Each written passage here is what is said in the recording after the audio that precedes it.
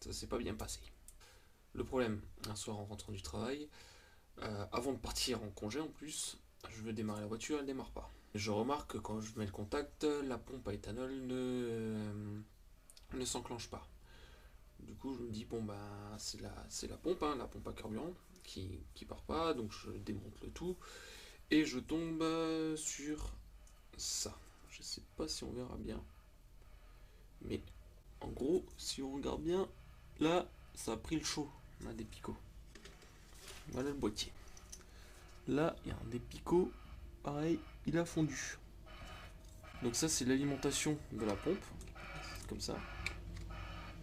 Voilà. En gros, voilà la ligne de la pompe. Donc c'est le retour, hein. C'est sur la borne négative que ça a cramé. Donc là, il n'y avait plus de contact électrique. Donc en gros, pour m'en sortir, ce que j'ai fait, c'est que j'ai mis du contact clean dessus, j'ai bien nettoyé, j'ai branché, ça a marché. Et puis je l'ai amené au garage. On a commencé à regarder comment on pouvait réparer ça. Donc au niveau du garage, la réparation possible, c'était changer tout le faisceau électrique, parce que Renault, ils n'ont pas, juste la prise. Donc ça, c'est entre 500 et 800 balles, hein. Le problème, c'est qu'ils n'ont pas pu trouver le prix du faisceau, parce que chez Renault, ils ont oublié de le référencer, le faisceau. Pour la Twingo RS. Pour toutes les autres voitures, il y a, mais pour la Twingo RS, il n'y a pas. Donc c'était un peu compliqué. Et la pompe, pompe neuve 200. Parce que du coup, là, comme c'est cramé, on change tout, quoi, on s'embête pas. Je vais pas remettre une boche dedans parce que la boche c'est de la merde, quoi, ça a cramé la première fois. Donc l'idée c'était de remettre une pompe d'origine, mais il y en avait pour 200 € aussi. Donc en gros c'était 1000 € à la réparation. Donc 1000 € c'est les 2 tiers des économies que j'ai fait grâce à l'éthanol. Donc ça m'emmerde.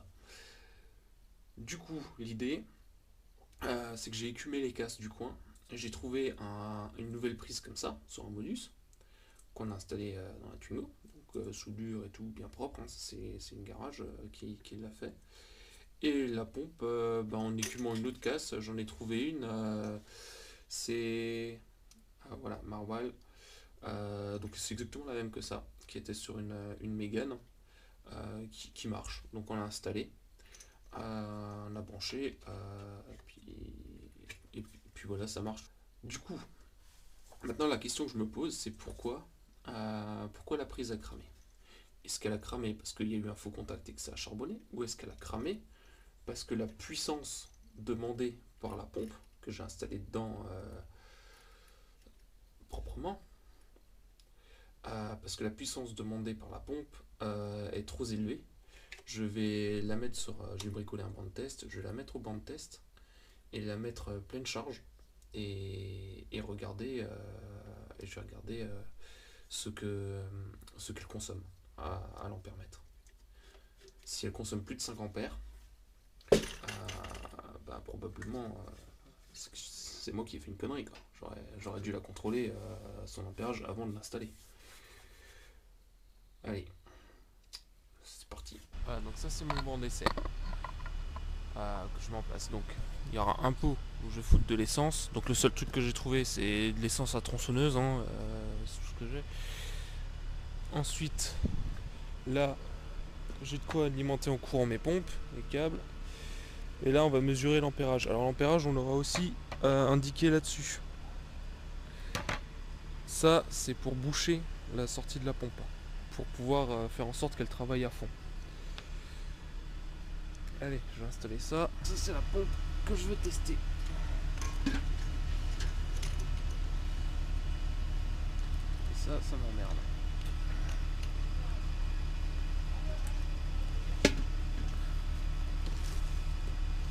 Donc on va commencer à la faire tourner normalement.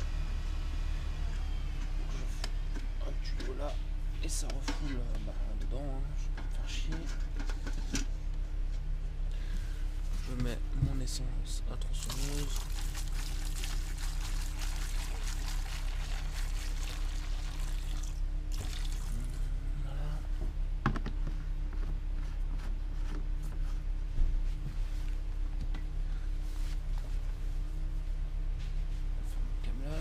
Bon, l'idée c'est aussi qu'il faut que le courant passe, hein, parce que vu que la prise est cramée. Allez, on est prêt. On envoie.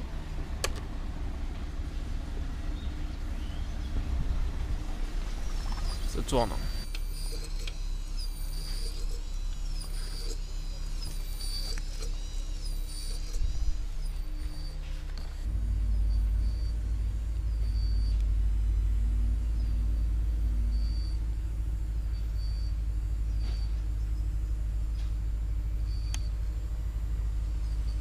J'ai 4,30. Donc là, on voit qu'elle consomme tranquillou quoi. Elle envoie pas. Elle consomme pas trop. Donc ce que je vais faire, je vais débrancher. Et maintenant on va la faire suer un peu. C'est-à-dire que je vais boucher la sortie.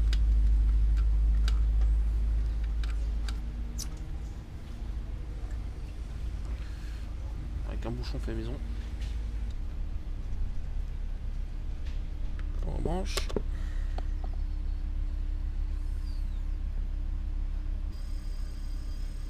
Donc là elle galère bien.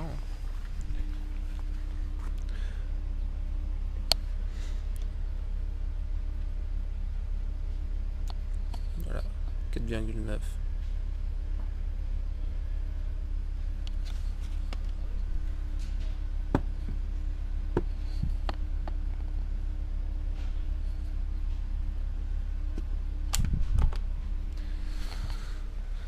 Donc voilà, il n'y a pas de surconsommation. Donc cette pompe là visiblement ne pose pas problème. Ce serait plus un faux contact. Alors on va quand même contrôler déjà avec ça. Donc ça c'est une pompe de Clio.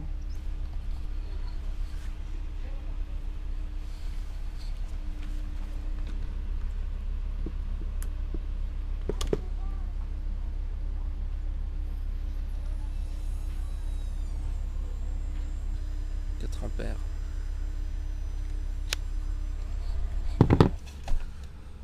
Donc maintenant pour être sûr, je vais mesurer on voit quelque chose.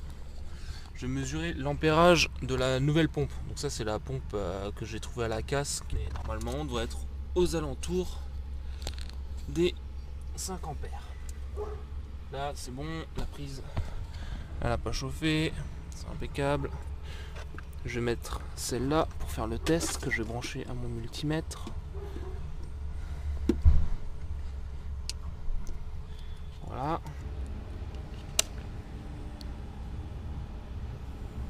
Alors la pompe elle se déclenche. 5, on a bien 5,1 ampères. 13 volts. On contrôle. 4,9 ampères. Aux alentours de 5. Donc voilà. Là on a la certitude, c'est exactement le même amperage. Tout devrait bien fonctionner. Maintenant. Donc j'ai cette pompe qui vient de la casse, qui vient de la Mégane. Ça vient d'un Modus. Et ça marche. J'interromps la vidéo ici pour donner une explication un peu plus claire. Dans ma Twingo RS, il y a différentes pompes qui sont compatibles, qui sont aussi montées sur d'autres voitures. Donc j'ai toute une liste, mais notamment il y a certaines Clio et certaines Mégane. Donc je suis allé dans les casses et j'ai trouvé une pompe sur une Clio qui, elle, le module n'est pas compatible, mais la pompe en elle-même est compatible. Ensuite, j'ai regardé, j'ai trouvé une pompe d'une Mégane qui, elle, est totalement compatible. Le module est compatible et la pompe est compatible. Et je me suis dit, je vais les tester. Donc, comme vous le voyez sur la vidéo, je vais passer en bande test. Et je vais aussi tester la pompe de chez NSB Concept pour voir en gros qu'est-ce qu'elle consomme, toutes ces pompes. Du coup, j'ai fait un banc de test avec un chargeur de batterie qui sert d'alimentation 12 volts. Et il y a eu une petite surprise, et ça je l'ai remarqué que plus tard. C'est-à-dire que quand j'ai passé la pompe de la Clio, elle m'a indiqué 12 volts, donc le banc indiquait 12 volts, donc ça c'est bien, ça correspond à ce que la voiture fournit, et aux alentours de 5 ampères. Donc ça nous fait une consommation d'à peu près 60 watts. Donc je me suis dit, ça va servir de référence, c'est-à-dire que pour une Clio avec une pompe et non un module, mais juste la pompe compatible, la pompe doit consommer 5 ampères. Après, j'ai contrôlé la pompe que j'avais montée sur la voiture, donc la pompe qui vient de la Mégane. Pour 12 volts, elle consomme elle aussi 5 ampères. Donc on a aussi une puissance de 60 watts. Et quand j'ai testé la pompe NSB Concept, j'avais bien 5 ampères qui étaient consommés, on le voit dans la vidéo. Mais j'avais une tension de 7 volts. Alors sur le coup, ça m'a paru un peu bizarre. J'ai pas cherché plus loin. Mais en réfléchissant, 7 volts, ça nous fait du coup du 35 watts. Donc là, j'ai résumé. Hein. Donc, petit dessin. Première pompe testée, la pompe de la Clio. Donc 12 volts, 5 ampères, 60 watts. Ensuite, la pompe de la Mégane. 12 volts, 5 ampères, aussi 60 watts. Donc jusque là, pas de panique. Et là, la pompe de chez NSB Concept, il y a un problème. Parce que j'ai bien les 5 ampères. Et le problème, c'est que le chargeur de batterie, là, il a délivré, je ne sais pas pour quelle raison, que 7 volts. Alors pourquoi est-ce que le chargeur délivre que 7 volts, j'en sais rien. C'est que mon erreur, c'était de prendre un chargeur 12 volts et de le considérer comme une alimentation 12 volts. Et en fait, non, je sais pas comment il se comporte. Il doit être spécial pour les batteries, mais il n'a délivré pour cette pompe que 7 volts. Bah, du coup, 35 watts, c'est pas possible quoi. La voiture, elle va pas être gavée avec 35 watts. Donc l'idée, c'est que j'ai recommencé l'expérience, mais en branchant cette fois-ci directement la pompe sur la batterie de la voiture. Ce que j'aurais dû faire dès le départ, hein, en fait, au lieu de m'embêter avec ce banc de test.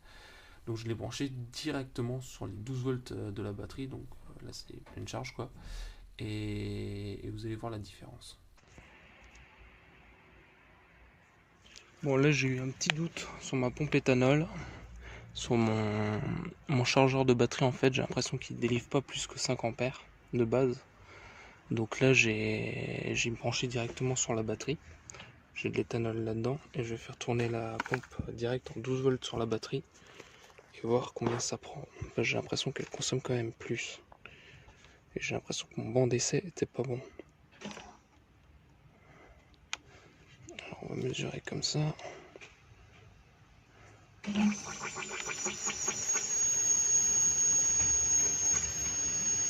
7 ampères. Et elle est pas en pleine charge. Donc je vais augmenter la charge en pliant le tuyau de ma pompe. Ok, 12 ampères. 12 ampères, elle a été fixée. Donc le montage, en fait, je l'ai foutu comme ça, directement, dans une cuve. 12 ampères, donc effectivement, elle consomme trop. Voilà, donc là, dans un souci d'exactitude, j'ai remis la pompe d'origine, celle qui avait au tout départ et qui montrait les signes de faiblesse. Je l'ai câblée, je la mets dans le réservoir et je vais la faire tourner. Donc voilà, là ça tourne. Et je vais mesurer l'ampérage. Donc voilà, là on a 2 ampères alors que la pompe de chez NSB était à 7 ampères. Et maintenant, en pliant le tuyau, j'augmente la résistance, j'augmente le travail.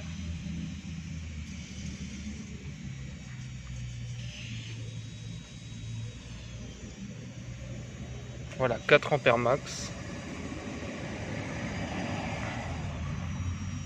Là on a 4 ampères max contre 12 ampères. C'est énorme la différence. Donc ça prouve bien que la pompe de chez NSB consomme beaucoup trop. Alors là, tout de suite, on voit qu'il y a un problème. Parce que sur ce dernier test, on a la pompe NSB sur la batterie directement. Donc 12 volts, cette fois-ci c'est 12 volts sûrs. Et on a 12 ampères. Donc 12 au carré, on a 144 watts de puissance consommée. C'est plus du double de la puissance des autres pompes. Et ça aurait dû me mettre la puce à l'oreille quand j'ai regardé les graphiques qu'il y avait sur la notice de la pompe. Parce que même si je les ai bazardés derrière, après je les ai quand même lus. La pompe, elle fournit une voiture jusqu'à 600 chevaux. Forcément, il faut de la puissance derrière. Et voilà le problème, quoi. C'est que, en fait, elle est beaucoup trop gourmande. Donc les petits picots qui alimentent d'habitude 60 watts, les petits picots qu'il y a dans le module de gavage, là où il y a la prise, ben, quand ils ont pris le double de puissance, ben, il y en a un qui a pas supporté, quoi. Il a cramé, et puis dès qu'il commence à cramer, après ça sent. Donc il a charbonné et tout, puis jusqu'à qu'il n'y ait plus de courant. Donc voilà l'explication du truc. Avant d'installer la pompe, j'aurais dû vérifier son ampérage quand elle est en pleine charge. C'est ce que j'ai pas fait parce que sur le site du fabricant, en fait, il y a marqué que ça s'adapte à toutes les voitures. Donc en fait non, ça s'adapte pas sur quasiment tous les véhicules. Sur ma Twingo, ça s'adapte pas. Ça consomme beaucoup trop de courant. Donc ça fait quelques jours là, que je roule avec le module de gavage de Mégane. Donc ça marche très bien. On verra pour la suite si lui aussi se met à fatiguer. Comme il est d'occasion, il a déjà de la route, hein, donc il pourrait fatiguer parce que le fait de rouler à l'éthanol fait qu'on consomme 15% de plus et ça a quand même le truc de fatiguer les pompes. Bon alors, pour conclure cette vidéo, on va revenir depuis le départ. Au tout départ, j'avais ça. La pompe d'origine qui a 10 ans et qui fatigue. La surconsommation de 15% due à l'utilisation d'éthanol a fait qu'elle a fini par lâcher. Donc je l'ai remplacé par ça, la pompe Bosch que j'ai plus parce que je l'ai renvoyée. Donc la pompe Bosch, elle, en fait, elle n'est pas calibrée pour tenir une surconsommation de 15%, on dirait, puisqu'elle a lâché. Donc je l'ai renvoyée au fabricant, ils me l'ont remboursé. C'était ce que j'avais commandé chez Mister Auto. Du coup, j'ai installé ceci, la pompe AEM de chez NSB Concept, cette fois-ci spéciale éthanol. D'ailleurs, il en reste dedans. Donc là, il n'y a pas de problème, elle marchait. Le problème, c'est qu'elle marchait trop. Du coup, elle a consommé trop de courant et elle m'a fait cramer le module en lui-même, la connectique du module. Du coup, ça m'a embêté. Du coup, je suis passé sur la pompe de Mégane que j'ai trouvée à la casse. Donc la pompe de Mégane compatible. Donc voilà, j'en suis à la 4e pompe au final. Là, il n'y a pas de souci, ça devrait marcher. Dans l'hypothèse où la pompe de Mégane qui a quand même un paquet de kilomètres, dans l'hypothèse où elle lâcherait, parce qu'elle-même aurait du mal à supporter les 15% de consommation en plus, je la remplacerai par ce qui me reste en fait, il me reste une pompe compatible de tout. Donc il y a encore une pompe là-dedans, voilà là, celle-ci. Donc celle-ci est compatible, le module n'est pas compatible. La pompe est compatible, donc au pire je la remplacerai par celle-là et si ça relâche aussi, et ben j'en reprendrai une autre, je m'en fous, ça coûte que dalle par rapport aux économies que je fais en roulant à l'éthanol. Donc voilà, mais honnêtement il n'y a pas de raison, ça va tenir, normalement ça tient encore 10 ans quoi. Donc voilà, donc si vous passez à l'éthanol dans votre voiture, normalement ça devrait pas vous arriver. Maintenant, si vous avez des problèmes avec les pompes, normalement, toutes les vidéos que j'ai faites, ça devrait pouvoir aider. Alors on va tester le démarrage avec la pompe de la Mégane qui est installée. Et je vais aussi en profiter pour faire une petite remarque sur le système de biomoteur. Là en fait, on est le matin, il fait 22 degrés, on est en pleine canicule. Et il y a un truc qui est marrant. C'est qu'au niveau du boîtier, le mode qui s'active, voilà.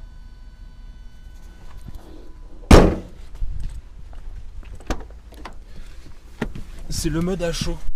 Donc le boîtier il pense que le moteur est déjà chaud, mais c'est parce qu'il fait chaud en fait. Et du coup,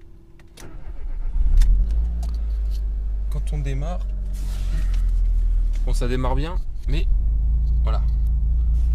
On a un petit cafouillage au départ. La voiture elle est un peu paumée parce qu'en fait le moteur il est pas chaud.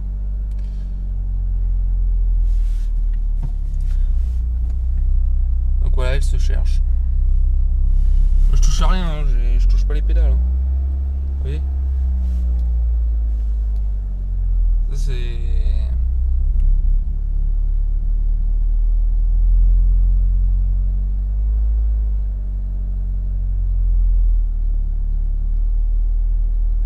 début ça surprend hein, quand ça fait ça pour la première fois. Donc voilà, là elle se cherche, elle tâtonne parce que le boîtier pense que le moteur est déjà chaud. Mais non, le moteur il est pas chaud, c'est dehors qui fait chaud. Donc voilà, donc en fait ça démarre en fait mieux en hiver, parce qu'en hiver le boîtier comprend bien qu'il fait froid, donc c'est mode à froid, et là ça démarre direct quoi. Voilà, petite remarque en plus de la conclusion sur la pompe qui du coup maintenant fonctionne bien. Allez, zouf, maintenant je me casse, je vais au taf.